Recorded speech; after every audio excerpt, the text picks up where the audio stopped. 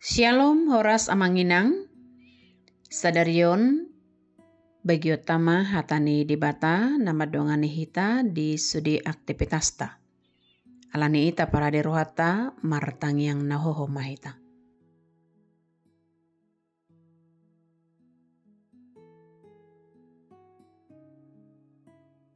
Amin. Amanami nanami Bapak Ibu Jemaat yang terkasih, firman Tuhan hari ini bagi kita di Jumat 12 Januari 2024. Kita akan mendengarkan firman Tuhan yang tertulis dalam Keluaran pasal 3 ayat 12. Demikian dikatakan. Lalu firman-Nya, bukankah aku akan menyertai engkau? Inilah tanda bagimu bahwa aku yang mengutus engkau apabila engkau telah membawa bangsa itu keluar dari Mesir, maka kamu akan beribadah kepada Allah di gunung itu. Di bahasa Batak didok, alai ninna ibanama, hudongani peho, jala onma tadam pabua ahu marsuruho, iadung di parwarho bangsoi sian Misir, uluamu nama dibata di labung dolokon. Demikian firman Tuhan. Jangan jauh dari ibadah dalam ketaatan. Itulah judul teks kita.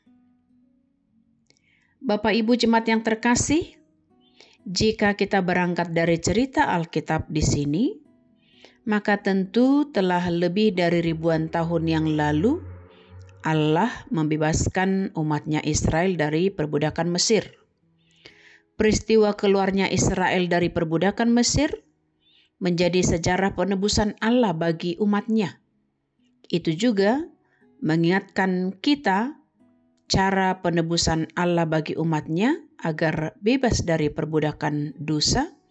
Allah melakukannya melalui caranya dalam diri Yesus Kristus. Kita telah ditebus dengan harga mahal dan dibayar lunas. Kita harus memuliakan Allah dengan tubuh kita dalam roh dan kebenaran, yakni melalui ketaatan dalam ibadah sebagai umat Allah.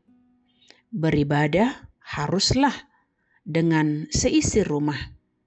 Itulah yang diinginkan Allah bagi Israel. Saat Allah membebaskan Israel dari Mesir, umatnya diingatkan agar jangan lupa dalam hal beribadah. Hidup umatnya harus menunjukkan hidup yang taat dan bertumbuh dalam hal iman dengan tidak meninggalkan ibadah. Sebagai bukti mereka harus terus terhubung kepada Allah yang membebaskan mereka. Dan untuk itu Bapak Ibu Jemaat yang terkasih, dari teks ini mereka atau umat tidak perlu takut menjalani hidup di dunia karena Allah akan selalu menyertai. Demikianlah penebusan Kristus bagi setiap orang yang percaya kepadanya, agar jangan takut dalam menjalani hidup. Jangan pernah ragu untuk percaya pada Kristus penebus dosa kita.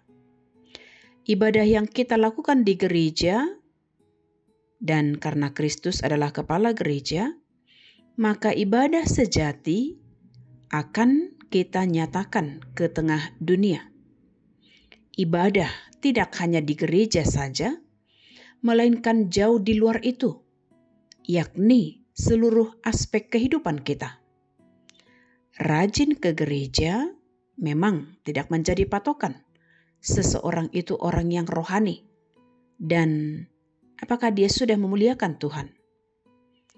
Namun, siapapun yang hendak memuliakan Tuhan, seseorang itu akan mengikatkan dirinya dalam ibadah dan akan mempersembahkan hidupnya, hatinya, hartanya untuk memuliakan Tuhan saja.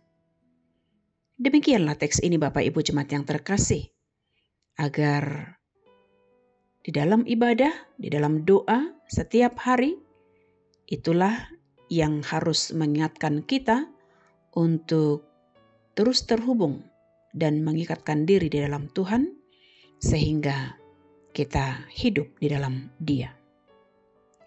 Demikianlah Bapak Ibu, kami mau sampaikan salam sehat, salam sukacita.